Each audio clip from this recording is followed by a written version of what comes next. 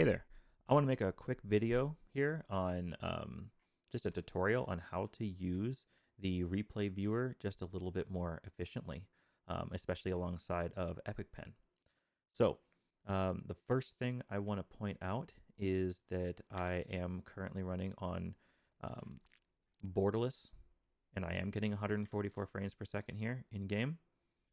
Even though I'm on borderless, it doesn't stop me from getting that. And all I have to do is I go to options, video, and I make sure I am choosing the one that says 144. I am using limit FPS custom and setting it to 144. This means my GPU isn't going to try to be running any more than 144, thus taking up too many resources or more than it needs to. Okay. And then as well, just as an extra thing as well that I do, is bring up your display settings by right-clicking your desktop and hitting display settings. Click on the monitor you want, scroll down to advanced display settings, and just make sure this is set to 144 as a base. So this is like your desktop refresh rate, right? And that way your borderless window should be using your desktop refresh rate. As you can see at the top, I'm getting 144, which is exactly what's intended. Okay, and then another thing I want to do here is show you about all of the shortcuts that you're going to want to know for using the replay viewer. So it's important that for the best quality viewing that you're not bringing up this menu down here. This menu, really clicky, really annoying. So I can do everything I need to do without using the menu. I'll kind of give some demonstrations. So one, I can look around. I can move my camera straight down. I can move it up. I can move it slowly, normal speed, or fast speed. I can also play and pause the match with the P button. All right, so here's playing it. I can pause it. Oops, pause it. I can toggle the overlay like this. All right, I can also adjust the speed with, I use the plus and minus buttons for that. So if you're keeping track here, it's P for pause and play. I'm using the O button for the overlay, all right, and it's right next to the P button. I use pluses and minuses to do the playback speed, okay? And if I want to go and use this like back 10 or forward 10 seconds buttons here, instead of clicking those, I just hit left or right. Like I'll go left, here we are, back 10 seconds, or right, here we are, forward 10 seconds, okay? If I am spectating somebody in particular, all right, and I want to go from them to going back to third person, I don't have to pull this up and hit free cam. Instead, I just right click, all right, and I go straight to free cam. I don't need to use the menu pretty much for anything. Press B to bring up the option menu. You're going to want to turn off objective capture sounds, and you're going to want to turn the time skip interval length probably down to 10. It defaults to 20. Usually a 20-second jump takes you pretty far out of the play you want to go back and take a look at. I prefer 10 seconds because 10 is just a more reasonable number. If you want to go and relook at a play, usually 10 seconds is enough, and 20 is going to it's going to have you sitting there and just kind of waiting for the play to come back around. And usually it's less than 10 seconds prior. So I like 10 seconds. That's my preference. And I'll go into the options menu here and I'll show you. I want to show you one more thing though. If I'm spectating somebody, I can select them by doing F1 to F12. And most people know that F1 is the first guy, and then F2, F3, F4, F5, all the way to F12. But if you're spectating somebody and you want to go to third person, I press C, and now I can go third person rather than first person. See? If I keep pressing C, go in and out.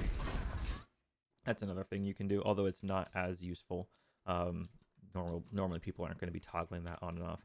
So if I go into my options menu here and I look at my controls and I scroll down, we're going to look at some of the more important ones.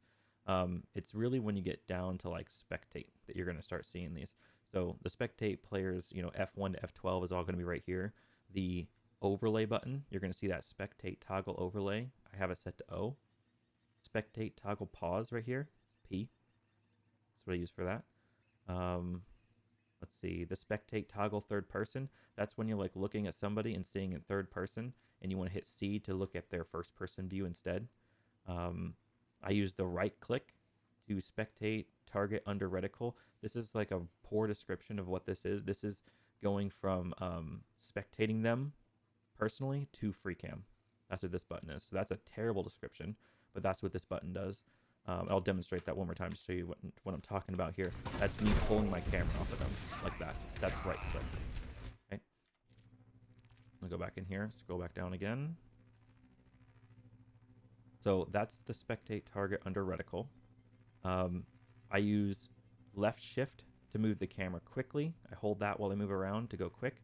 I hold left control to go slowly. I go up by pressing spacebar, and I go down from the camera by pressing left click. I also adjust playback speed with the plus and minus signs. Now you're going to see an equal sign here, but that's because plus is shift equal on the keyboard. So this is plus and minus to do increase and decrease speed. And then I use left and right to go back and forth 10 seconds throughout the video. And really, that's pretty much it. That's pretty much all the controls to be able to fully control this game without having to bring up that end menu at all. It's really, really useful. So I want to spectate the Zarya on the blue team. Here's the Zarya. I spectate them for a second. I can go slow down just for a moment. I can pause, talk about it, play it again.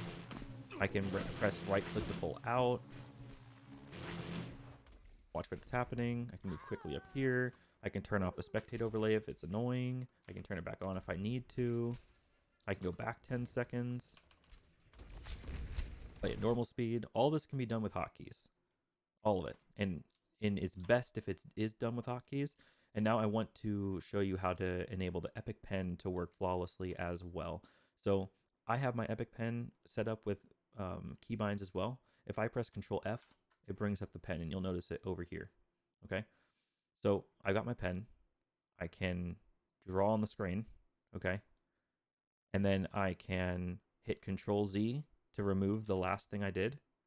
All right, or I can press Control Shift Z to remove everything. And then I just press Control F to put it away.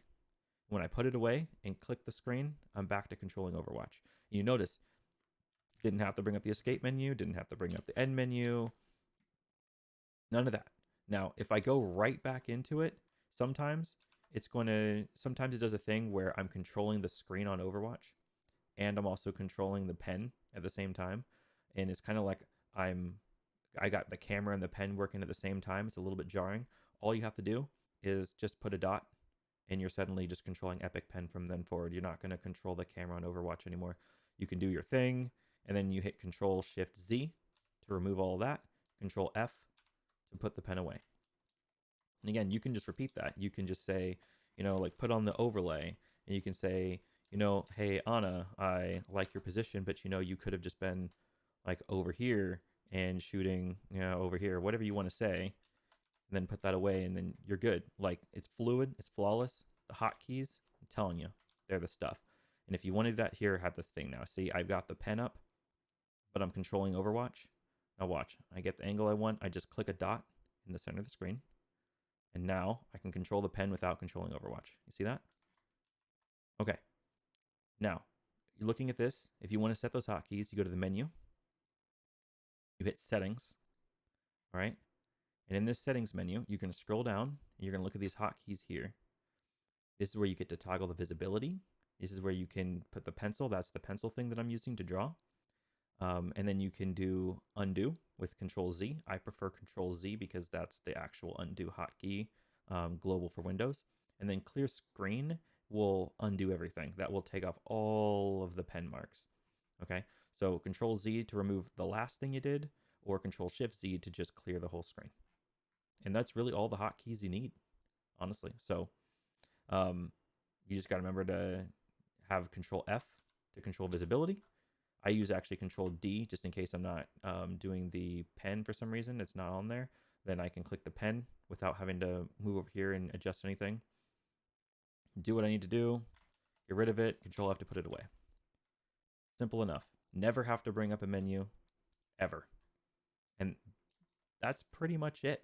That's how to do this fluidly. If you have any questions, happy to answer. Just let me know.